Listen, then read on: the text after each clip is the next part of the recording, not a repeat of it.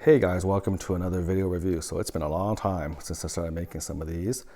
Apologies again. Not that, maybe some of you don't even care. Like you don't even care whether I do these or not, but I still think I have some cool stuff to show you guys. And I just haven't had the time, honestly. Just, the house is a pretty busy one.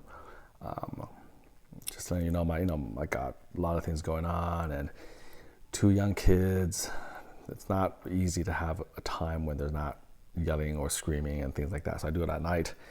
And if I'm tired or busy, then I can't get to them.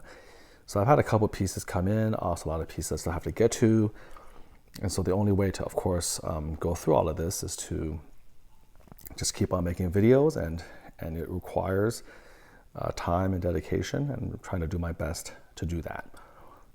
I guess maybe one good news is that after the events of Avengers Endgame, I don't have to worry about too many new Iron Man collectibles, right, guys? Maybe that will slow down a little bit. I think those of you who've seen Endgame will know what I mean. But in any case, what is this one? This is another entry into the J. Scott Campbell's Fairytale Fantasies line of garage kits. Sideshow has a couple, and that the Sideshows series comes after the initial ones that were made by private garage kit producers. So again, these are kind of cheesecake versions of the original fairy tales. And J. Scott Campbell is the one who adapted them into sort of this more sensual and more pinup style interpretation. And then these amazing sculptors and producers sort of took the 2-dimensional art as inspiration and created these 3-dimensional versions. I have, I think, almost all of them. The only one I'm missing is the one with Ursula. I'm still trying to get that. And I think I have everything else. There's maybe 1 or 2 more in the works, and that hasn't really been sold yet. And Sideshow has, I think, 1 more that I've pre-ordered, and I'm not sure if they're going to continue. So one of these days I'll make a video with all of them together on my kitchen counter. I think it'll be really neat to see all of them together, from Little Red Riding Hood to Alice and Ariel and all of that. So what is she? Well, let's begin. This is Tigerlily. She's the character from Peter Pan. And this is called Escape from Skull Island. And it's, again, sculpted by the great Roberto Von Behr, and it's painted by John Allred. Let's begin by taking a look at the base. There's so much to appreciate and to enjoy.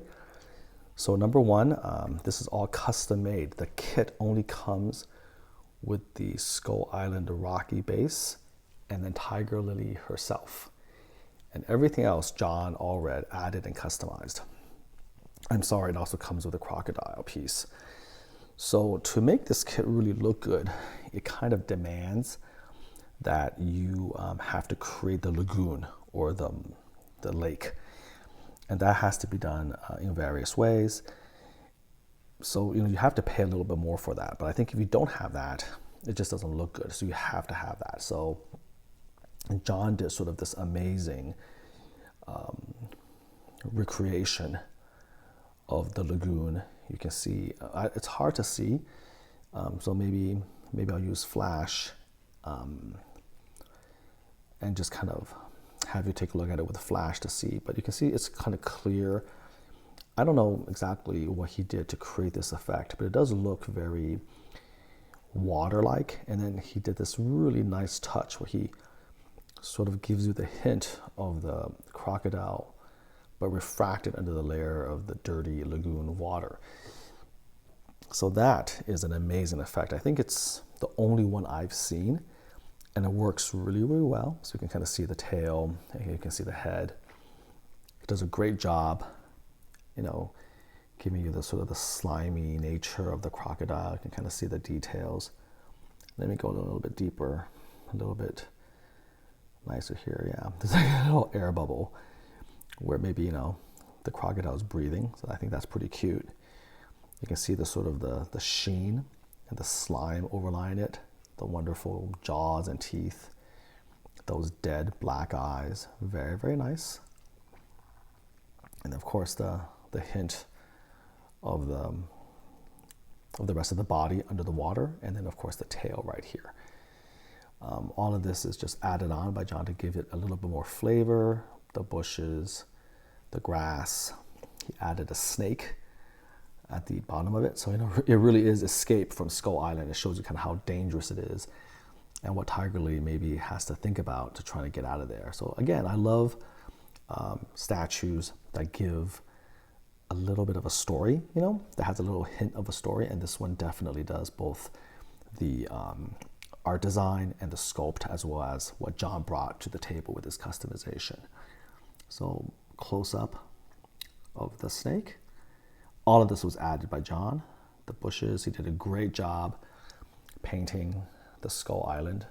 So you can see here, wonderful effects. He adds a little bit of moss, you know, against the rock.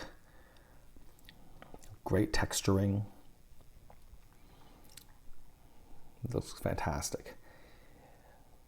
Trying to take my time so you can really kind of see the detail. Trying to go back a little bit. As we move around to the back, you can see some more of the extra details he's added. You have an anchor with a chain, and they have this little island monkey sort of climbing up the chain. Again, you know, the wildlife is just there to add flavor, realism. Here's the moss up here. And then of course have this little bird, what's it, toucan? A little parrot. I don't know what that is, but it's amazing. It looks great. Sitting back here. Again, just wanted to sort of highlight what a wonderful job he's done on the texturing of the rock, the colors. As you can see the various steps. We're back to the crocodile. Let's move on up. And then of course we get to Tigerlily herself.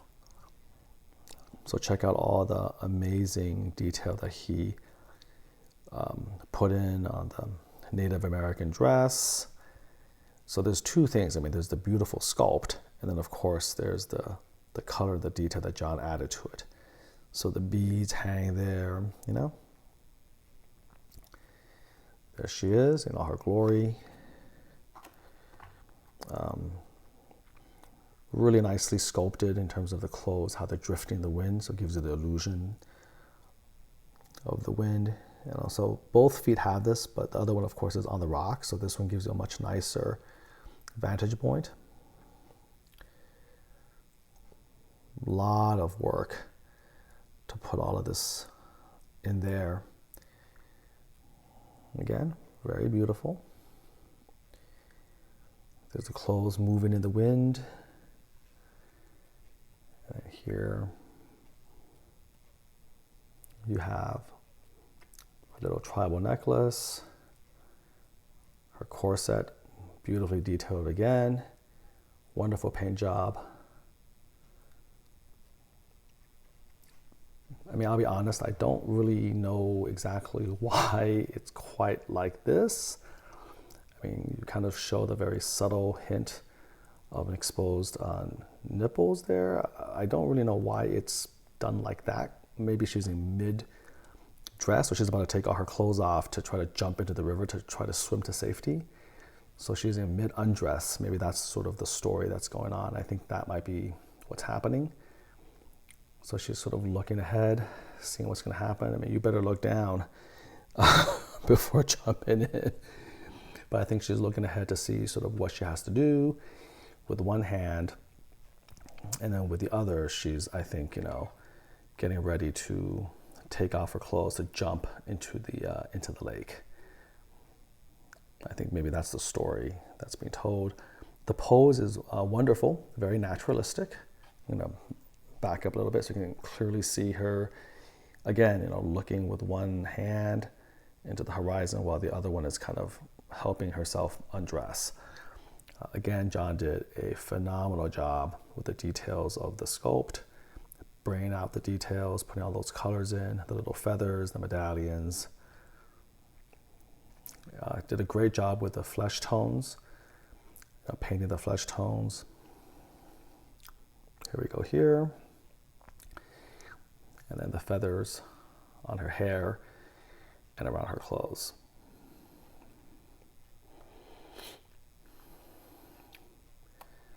Get a little bit of close-up of her face. Very beautiful, very pretty. Again, a nice J. Scott Campbell type of face.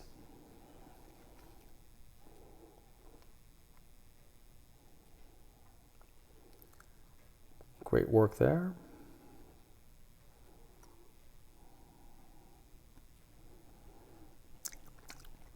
Not many of these were ever built. Again, I don't think more than 2 or 3 at the most. This might be the 3rd one. Easy to buy the kits, not so easy to have them built and created. And this is definitely right up there with some of the, with the best build-ups. Really, really pleased and happy to have her in my line. And again, I'm committed to getting all of these built and painted up to enjoy. And there's so few of them that are done. I think there's maybe one other Little Red Riding Hood, a couple Ariels, but John has done most of them and done a magnificent job. So she's really tall, so she doesn't have a big footprint, but she's very, very tall. So it's really hard to kind of get all of her in frame. But here you go.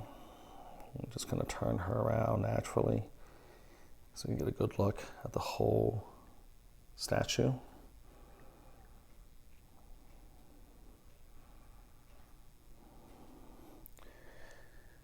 A little bit closer.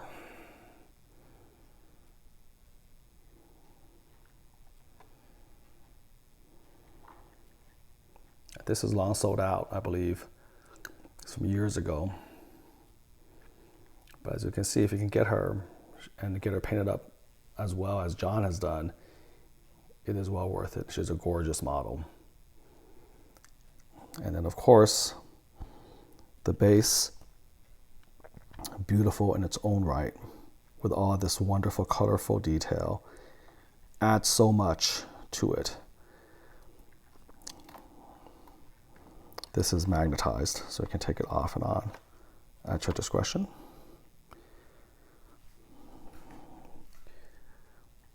Yeah, definitely one of my favorite Fairytale fantasy kits. So Tigerlily, Escape from Skull Island. Hope you enjoy that, and until next time, take care.